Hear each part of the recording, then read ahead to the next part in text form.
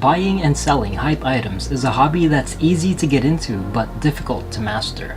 If you're 100% brand new and you're looking to get into reselling, I recommend that you first watch my How to Be a Sneaker Reseller video. What I'm about to talk about would be a nice addition that can potentially aid you during your reselling operations. These should be helpful for both manual and bot users. Without further ado, let's get into the 5 beginner tips for reselling sneakers. Tip number 1. Autofill. When you're trying to check out an item, it's important that you don't manually type in any of your information, or keep the typing to a minimum. It's because this can significantly slow down the checkout process. Someone manually typing in their address and card number would obviously have no chance against botters and other people who have their autofill set up. You can use Google Chrome's built-in autofill feature by going into your settings in Chrome, type in autofill in the search bar, and for each category, be sure to fill in your details so that your browser can automatically fill in any details where it sees fit during the checkout process. Another alternative to Chrome's built-in autofill is by using an Autofill extension. The download link to the one that I use will be in the description. Sometimes Google Chrome's autofill doesn't fill everything in, especially for websites that have a strange way of formatting their checkout page.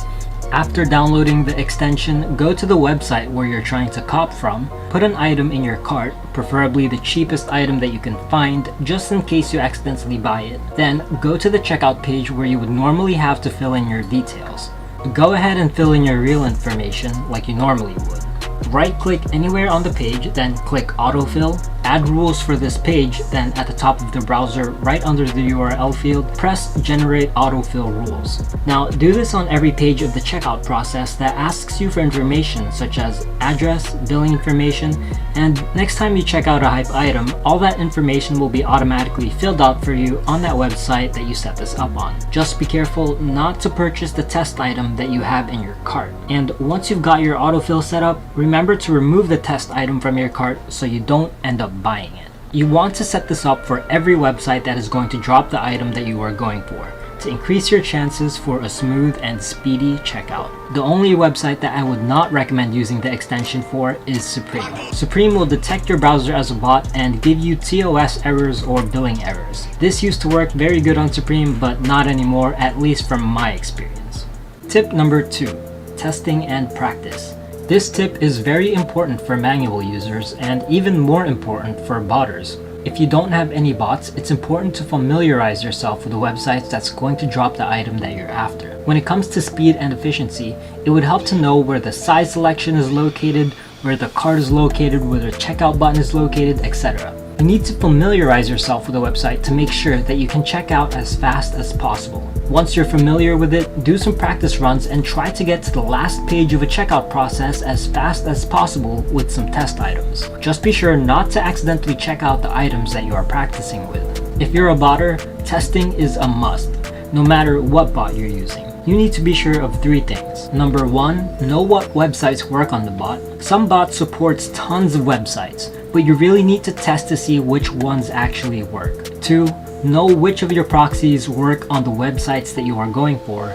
And 3, if you're using keywords, make sure that your bot doesn't pick up other products. Now, if you're brand new to botting, then you want to play around and do tests right away. While you're testing, be sure to use fake billing details so that you don't accidentally check something out that you don't intend to. Before releases, be sure to test and set up on the confirmed websites that are dropping. Do this several hours before they drop, and this way you are more likely to avoid silly mistakes that could have otherwise resulted in an L. Number 3, cashback and building your credit score. Whether or not you're a reseller, you should be doing this anyway, but resellers in particular can benefit tremendously from cashback programs and or if they use a credit card. In the month of June, I spent about $5,000 on shoes and clothes that I'm going to resell. And for all of these purchases, I get at least 1% cash back. So 1% of $5,000 is $50. So I basically got a free $50 at the end of June. The best way to do this is to sign up for a credit card with both a sign-up bonus and a cashback program. In addition to the cashback you make from your purchases using the credit card, sign-up bonuses, which usually range between $50 to $300, can be redeemed after you spend a specified amount of money using the credit card over a specified period of time. It all depends on the credit card that you decide to go with. You might have to do a bit more research to find the credit card that best fits your needs. Just make sure that you don't get one that requires you to pay monthly fees or annual fees. For every credit card that you apply to, note that it will slightly decrease your credit score because credit card companies do what's called a hard inquiry into your credit. But once you get a credit card, or perhaps even a few credit cards, using it for reselling purposes gives you the added bonus of being able to build your credit history, so that over time, you have a better chance of getting approved for bigger, more important loans. For example, if you want to get a house or a car, etc., given that you use your credit cards responsibly. If you don't get approved for a credit card, or you simply can't apply for one for whatever reason, there are a few other ways to get cash back on your purchases. One of those ways is by using EBATES. Essentially, if you sign up for EBATES, you can get cash back if you make purchases from their platform to certain stores. For example, if you buy something from Nike.com through EBATES, you get 2% cash back on full price items. Be sure you're logged in, press shop now, and you'll get cash back on your purchases. If this is too long of a process for you, they also offer a Google Chrome extension that will automatically apply cash back for websites and products that are eligible for it.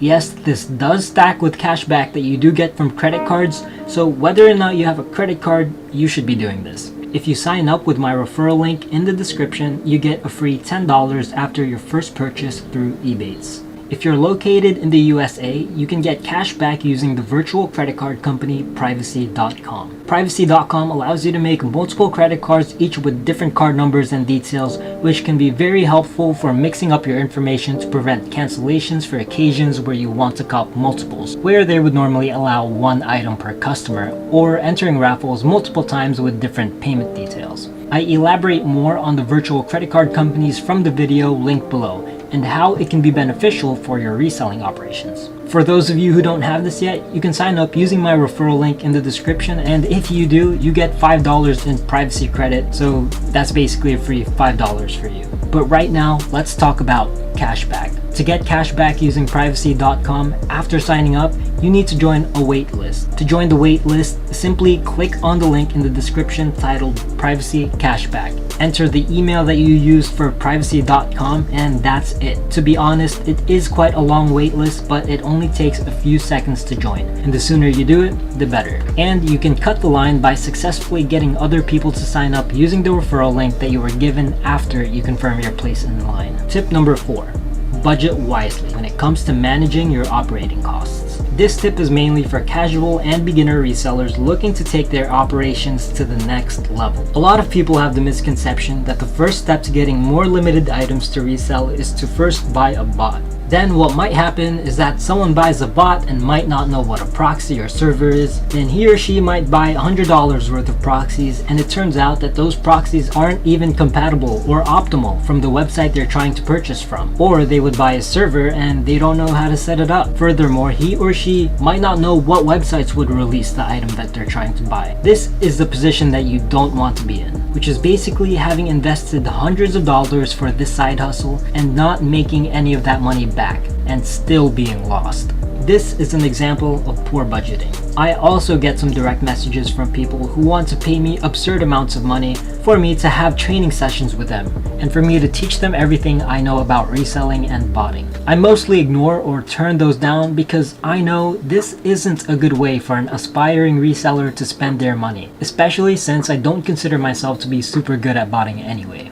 What I do believe is an excellent first step for beginner resellers that want to take reselling seriously is joining a good cook group. A cook group is a community of people that help each other obtain exclusive items, mainly sneakers, streetwear, bots, etc. Groups would typically provide you with release information, site lists, guides, resale predictions, monitors, and staff members who are experts in the field that will help you with exclusive information, assist you with any questions that you might have, and help you learn the ropes of reselling and much more. Not only would they help you with all of this, but their resources can help make sure that you are not spending money on the wrong things. In my opinion, anyone who takes reselling sneakers seriously should be in at least one group. The problem with joining groups is that the good ones are almost always sold out, so getting into one isn't as easy as you might think. But thankfully, one of the groups that's considered by many to be one of the best is going to be restocking very soon. Notify, our sponsor for this video, is going to be restocking a limited number of membership slots on July 9, 2019 at 7 p.m. EST, just in time to help their members cop the upcoming Yeezy 350 Lundmarks. Their release information and support team caters to the USA, Canada, UK, and European regions. You can check out their Twitter to see the success of some of their members, but membership spots do sell out unbelievably fast, so you need to be quick when they restock if you want a chance to get in. Moving along with more budgeting tips, this time for beginner botters. If you're still learning how everything works as far as botting, I advise you to keep your operating costs moderate until you fully understand how to work your bot. Because when you start out, it's very likely that you're going to make mistakes. So if you drop over $1,000 on your setup and you don't know what you're doing, which causes you not to cop anything, well, you're not getting that money back. To give you an example of a relatively low-cost beginner setup, I would say for a month with a somewhat decent amount of drops, your costs would look a little something like this. $90 for 50 data center proxies, $40 for a 2GB residential proxy plan, and $50 for a group. You can use your personal Gmails for captcha solvers, which is free, and you can use Google Cloud for your server, which is also free, being that each Gmail gets $300 worth of Google Cloud credit. In total, that would be approximately $180 for the month. You can spend a little bit more or a little bit less depending on your risk tolerance. But with a monthly budget like this, it would still be possible to cop multiples depending on the release, of course, if you set up correctly with a little bit of luck. When you're learning how to bot for the very first time, it is a lot of information to take in. So the learning process can take up to a few months of consistently going for every hype release. And you don't want to drain your capital if you still don't know what you're doing. However, over time, once you become more confident in your botting abilities, you can go ahead and start spending more on proxies, buy a better server, buy some aged Gmail accounts, or maybe even invest in a Gmail activity gen. All of that good stuff. But in order for you to get to that level, let's talk about tip number 5, which is learn from your mistakes. If you fail to get the item that you're after, what part of the checkout process did you mess up on? Did your proxies get banned before the release because your delays were too low for an extended period of time? Were you too impatient and gave up too easily while the item was still in stock? Were you not paying attention to your monitor? Whatever the case may be, for every single release I ask myself two things, regardless of whether or not it was a successful drop for me. Number 1, what mistakes did I make? And number 2, how can I learn from this mistake and improve for the next drop? Yes, luck does play a role in determining whether or not you're able to cop, but it isn't a coincidence why some people are consistently more successful than other people when it comes to botting limited releases. That's why I believe that optimal setups and a general intuitive understanding of how to cop sneakers have a greater weight than luck, and you need to figure out what works for you. It's not as simple as copying someone's setup.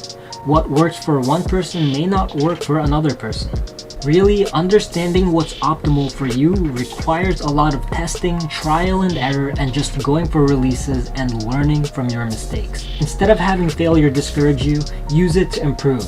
Turning into a pro reseller won't happen overnight. Just like anything you do in life that you want to be good at, you need to really grind and put in those hours. Hope this video helped, and if it did, go ahead and give this video a thumbs up and subscribe to my YouTube channel for more reselling related content. Good luck and have a wonderful rest of your day.